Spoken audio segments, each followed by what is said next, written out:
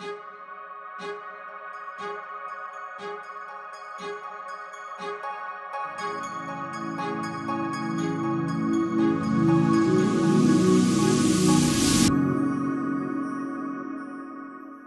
good morning and welcome to Kitty Talks. We share inspirational life stories that encourage you to create yours. And today I have with me the beautiful Jill Douka. Hi, Jill. Hi, Kitty.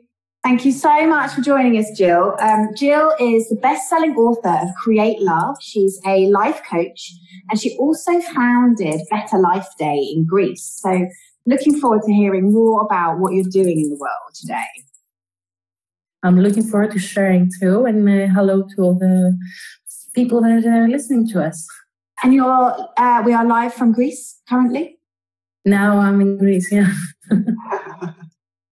Fantastic. So tell us a little bit more about your work, because obviously I know I actually interviewed your husband, Nick, last week as well. So I'm looking forward to getting your side of the story, how you met, because that's what one of the things we talked about. But yeah, tell us what you're up to in the world at the moment. So at the moment, it's the time of love, and we are currently in the process of doing workshops on Academy of Relationships, planning them in 3 different continents, so that we share the message of self-love. That healthy relationships start from loving ourselves. So this is the base of our work. Beautiful. Mm-hmm. And is that something you've had to learn? Oh, the hard way. Yeah, me too. That's something I had to learn the hard way. And it is an ongoing process, Kitty, because you don't just say, now I'm loving myself and it's done. It's something that every day it is very important that we nurture, just like we water a plant. We nurture ourselves so that we can create healthy relationships with other people, especially romantic relationships. Yeah. Do you believe that what we put out in the world is what we get back, especially in love? In all aspects of our lives, what we think is what comes back, and what we are engraved with. So what our limiting beliefs are, it's exactly what comes back. It's a self-fulfilling prophecy. So if we have been raised in a dysfunctional family, which is the 95% of the families globally, yes. So we're all raised in a dysfunctional family, actually, most of us. That's what we're gonna create as well, because that's what we believe is love. So it's really interesting working with people from all over the world, from San Diego to Singapore, to realize that we all have the same problem. We all have the problem of a wrong engravement in our soul from our families. Mm-hmm. So most of the people have been abused in some way. And let's remind ourselves that abuse is not only being hit, it's not only the physical abuse, yeah, but the form abuse has many forms: psychological, verbal abuse. So even if our parents were just like, "Hey, stop whining, you're being such a pussy," or things like that, it's abuse. It's a form of abuse. And we take this form of abuse and we replicate it in all our relationships, especially in the romantic relationship, which is the toughest relationship to manifest in a healthy way, I believe. Yeah, absolutely. Yeah, you can see kind of people playing out their patterns. And so in your work, do you focus on people, first of all, having a healthy relationship with themselves, and then they go on to attract in the one. Yes, it's and it's very tough to really understand it in the beginning. So when they come, they're like, "No, I want to focus on my partner. He's doing this and that and that and that." And the thing is that actually it doesn't have to do with what our partner does. it all boils down to what we do. And this shift, when we do this shift, actually what we do is take 100% responsibility for ourselves and our lives. Yeah. So it's something very serious, it's something, even if we only do this, that's a huge, it's the biggest present that we can do to ourselves. So it's not easy. It's not easy to stop doing this, and seeing the one finger that points out and realize that the other three are pointing ourselves. So letting go of blame, letting go of guilt, letting go of sadness because of the other person is the first step towards really claiming and creating a healthy relationship. Claiming your power back. Exactly. And standing in your own 2 feet and just allow the other person to be as they want to be, but at the same time, honor our own needs and honor what we feel and what is important for us. And exactly what you said before, to find the one, Kitty, I don't believe there is one, meaning that there could be one person that is a right fit for us in a certain part of our lives. But as people grow, and especially if they grow apart, it's very important to realize that sometimes we need to let go of each other, which is very tough if we start growing apart. So I always encourage my clients, if they, many couples come and they say, I want a divorce.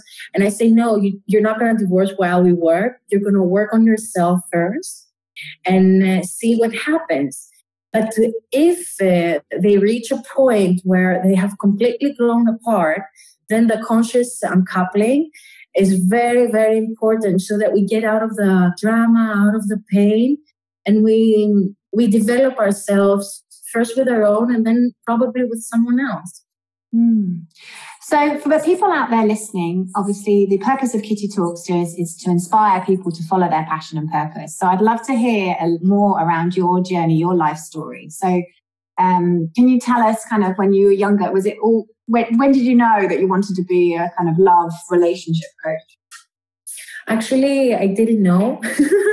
What was going on is that when I started being a coach, a life coach, and my teacher is Jack Canfield, and then I started, doing workshops and really spreading the message that we can create the life that we want.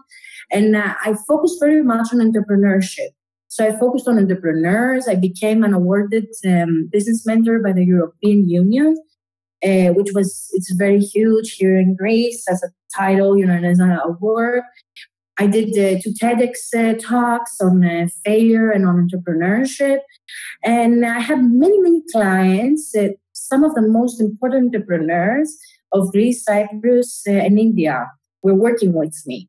So yeah, I was very happy. Then USA started. I did 2 times a tour in USA. So I started having clients from there, entrepreneurs. And then something very interesting happened. When we were done with the entrepreneurship part, those entrepreneurs were like, hey, Jill, I need your support and something else. I was like, yeah, what is it? I need you to help me to find the love of my life. I was like, if the client believes that you can help them, you help them, even if I thought that I wouldn't be able to help them. I wasn't sure. It wasn't my topic or something. So I started... single at the time? Was that actually I wasn't. No, I was in a relationship and we were supposed to get married. And so I started working and some magical things happened. So I had one very, very successful entrepreneur, a lawyer here in Greece, one of the best women lawyers in Greece. And she was dating her boss, who was married and 30 years older than her. And she came, and she was in a nervous breakdown. I can't stand this anymore. This has to change. And in 5 months, she separated her boss. Yeah. She left the work. She found her man. And in 1 year, she sent me from, after 1 year after, she sent me from the delivery room that she was giving birth to her first son. And she was dedicating the child to myself, which was huge. Yeah, it was really huge. And then another client, quite a similar story. She was very stuck with her old boyfriend, 35 years old. They had separated for 15 years. We worked a lot on letting him go. And this story is really cool because she met in 8 months a guy that really swept her off her feet. And in 12 months, she was pregnant in twins. Oh my goodness, wow. Yes. And it was very interesting because in the visualization, she was visualizing herself in a house next to the beach and having 2 children playing and her husband there. And she was very specific of how that house was. So this summer, I was talking with her and I'm like, hey, where are you? Because with Nicholas, we're staying in Cyprus. So we came back in Greece. I'm like, I want to come and see you. And she's like, oh, you can definitely visit us in our beach house. And I'm like, really? You have a beach house? No, it's my husband's. Didn't you know? I'm like, no, I didn't. And I'm like, is it over the beach? She's like, yeah. And now actually the children are playing outside. And I'm like, do you remember the visualization? She's like, no, I don't remember. And I'm like, this is what you had visualized. So now they're spending the summers there. It's just magical, Kitty, to see the difference and the impact in people's lives. Having said that, at the same time, the guy that I was dating dumped me. No. Yes. You were supposed to get married. Exactly. And the story is in our book, Create Love. It's very funny if someone just reads about it. Okay, it was very painful. Now it's funny. Yeah, exactly. Now, and I was like, I can't believe that I'm helping all these people, create the love of their lives. And I'm such a failure in it. So what I did was for 1.5 years to really, really focus only on how to find my man. And I did any course that was available. I read every book that was available. I was really focused. It was my first priority. I would, stop working at a certain time in order to do certain meditations. It was my first priority. And actually it was magical the way that Nicholas came into my life. And it paid all off. So how did you meet? Sorry, I'm going to have to ask. It was amazing because I created I thought that it would be very important for me to give back to the world all the benefits of personal development that I've been feeling. So I created Better Life Day, which is a nonprofit event where inspirational speakers from all over the world gather and share their knowledge for a very small amount of money for the participants. So it's all it's all based on volunteers, okay? And we had some amazing speakers coming over. 6-time Emmy awarded Sharon Dupron. It was really cool. So we had some huge names coming in. And Nicholas was a participant. And I was very busy, I was crazy. Yes, I can imagine. Yeah, it was like a huge event with 800 people. So they were like, he came and introduced himself and he said, I have also a nonprofit. So the first thing that came into my mind is like, okay, another guy that has a nonprofit and he's paying out of his pocket because my life day cost me a lot of money. Yes, I can imagine. So this is the only thing that I thought of Nicholas. It's amazing when love can be in front of you. And when you're so focused on something else, you just can't see it. And imagine that I was focusing on finding him. So yeah, of course. And the rest is history. Ah, wonderful. Well, so it just went from kind of, he asked you out and then off you went? Actually, he was chasing me for 3 months. God, come on, Jill, you got to tell us the story.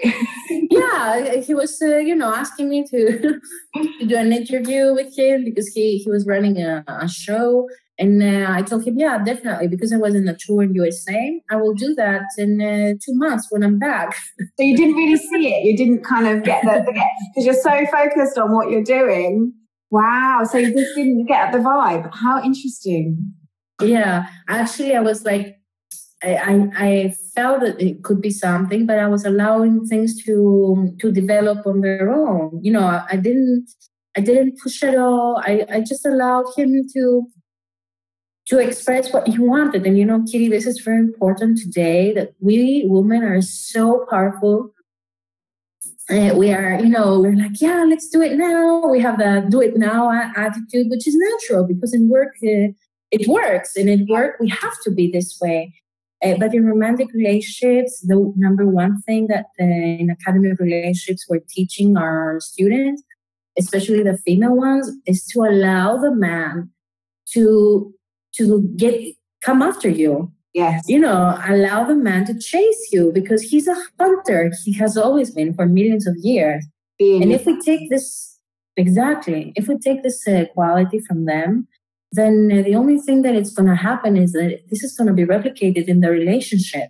And we definitely don't want that, especially a powerful woman cannot stand to have a man that is not a hunter in the relationship. Yeah, absolutely. And you're right. And I think, you know, for women nowadays, they're so used to being in the workplace, probably being in their masculine energy at work. And actually, genuinely, most women, I would say 90% of women don't want to be in their masculine energy in their relationship. So it's that switch, isn't it? It's a switch, and it's something that is very important to be trained because we don't do it. We don't do it. I work with this every day with all my clients, my female clients. It's very tough. It's very tough. You have to work on it. You have to think about it in order to do it. So what can women do? So there's going to be loads of women out there listening, and potentially some of them may be in their relationship. And obviously, I still believe you should let a man hunt you even when you're in a relationship with them. There may be women listening that are looking to find the one or two or potentially some, the soulmates. What advice would you have for them? How can they be more feminine or stay in their feminine? So it's very important after work to have a ritual that we switch off. So maybe driving on the way back, to listen to some soft music, or taking a shower, or taking off the clothes, the work clothes, and putting some more sexy, something more of ourselves. Have a ritual that is like, now I'm off work and I'm going into the mood of being a woman, okay, of being a female, of being more feminine. Definitely, we do not talk to our partners the way that we talk to our partners in work. They're not the people. We don't give orders. We ask politely, with love, with sweetness. Now that I have Joy, our daughter, in our life, I'm on the process of thinking of talking to Nicholas the way that I talk to her. Because when I talk to Joy, I'm so sweet. I'm like, hey, sweetie, would you like to do this and that and that? And when I talk to Nicholas, I'm like, can you do this? Which is very, it's very unfair if you think about it. So talk to your man as if he's a 1-year-old, in the sense, not that he's, he cannot understand, but with the same sweetness. Yeah. I'm trying to imagine that. I suppose it's being more soft. More feminine, with the darling front and thank you or could you at the end. But the most important is the tone of voice. So the most important, as we know, is, as I teach in my coaches in my coaching school, Global Academy of Coaching, we know that the tone of voice is 75% of what we say. Yeah. So actually it's about having the sweetness in the tone of voice. Very, very important. And how can you get a man to chase you? Like you said, men are hunters. They've always been the ones that should pursue, or it's innate in them, isn't it, to want to do that? So how can we receive more? This is a wonderful question. And it's my response will be very contradictory of what someone would think. You don't. Men love a woman that is in her power and is not looking to be chased. Okay. So it's like an animal that is, free, looking around. So this is the animal that the hunter wants to chase. So if an animal is looking like, oh, who's going to chase me now? Who's going to chase me now? You don't want to chase it. Okay. So the only way for me to make a man really want you or like you is to take care of yourself, to love yourself immensely, have your needs first, and give the space to the man, give the space to the man to get interested in you. So even if you like someone, I never say to my clients, go after them. Yes, definitely you can get into their attention span. I mean, in a way, if you can do it, but never, ever, ever, ever flirt with a man first, ever. Ooh.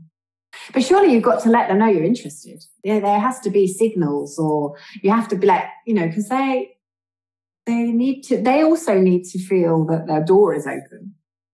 Definitely. If they flirt first. Yes. If they flirt. Yes. The man has to be first interested in the woman. And this is very old-fashioned, I know.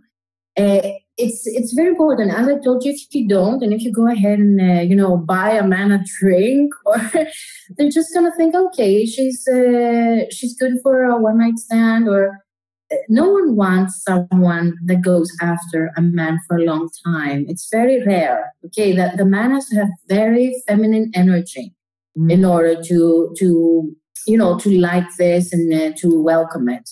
Yeah, no, that makes total sense, because obviously it's almost, he has to put his hat in the ring first. And if his hat is in the ring, so to speak, then you know that he's genuinely interested. Whereas if we're the ones that are pushing him into it, it's going to play out that way all the way through, isn't it? Exactly. And I did a Facebook Live on this. There are some signals that a woman is very important to leave a relationship if they don't happen. So if someone is over 35 and the guy doesn't want to have children, there's absolutely no way that you will persuade that person to have children. Most of us think, I will make him, he will love me, with me, he will go. No. You don't want to persuade someone to have your babies. Your husband must be nuts about you. He must really want to have children with you. Or, asking someone to marry you as a woman. I mean, this is completely the opposite. The opposite in the energies. It's a huge mix-up, and I know that women today they do it and they're very proud. But mostly, when I see it, I don't see the relationship lasting long. Yeah, it's still. I couldn't get my head around asking a man to marry me. That wouldn't work for me. Yeah, but some women, they do it in a non-direct way. It's like leaving clues. And no, if you're together with a guy, you're over 30, let's say you're together with a guy over 2 years and he hasn't asked you to get married, just leave. Say, hey, sweetie, this is not for me. And then if he's going to ask you what's the problem, it's very important that you share that, what, I have plans. I want to create a family. If this is something important for someone, for a lady, for a girl, this is not working for me. But not, leaving clues and leaving rings around, or I've heard of many things, or trying to be pregnant on the road. It's like, you don't want to trap someone, because trust me, when the baby comes, things are so tough. It's tough. It's tough to raise another human being. It's tough. You want someone who's 100% there. 100% there for your baby, 100% there for yourself. Yeah, absolutely. So in your book, Create Love, what's fascinating is you have the male side and you have the female side. So talk us through it, how that works. So I started writing the book And I would come back home and discuss with Nicholas what I wrote. And he's like, yeah, I don't agree with that. I would say this and this and this. So we're fighting. Then next day I was coming back home saying I wrote this. He's like, seriously? I think it's this and this and this. And we had a fight. 4th day, 5th day. And then I was like, listen, you know what? If you want to write your opinion, then take this chapter and write your opinion. And this way we'll have the male and the female side, because I don't want to fight with you. And I think it will be much more interesting. And he gladly did that. And that's why the book has such a success. The book is in Greece and Cyprus on the 2nd year in Greek, and it's in the top 10 bestsellers still the 2nd year. Yes, it's amazing. And it's a self-published book, so it's a phenomenon in Greece and Cyprus. And also in the English version, it became #1 Amazon bestseller for the first 3 weeks of its release. So we believe that one of the very important factors is because it's been written from a man and a woman. Actually, it's one of the very few relationship books that have been written by both sexes. Fantastic. Oh, well, if people are looking to create love, then we will have all the details in the show notes of Jill and her book. So by all means, go and check it out.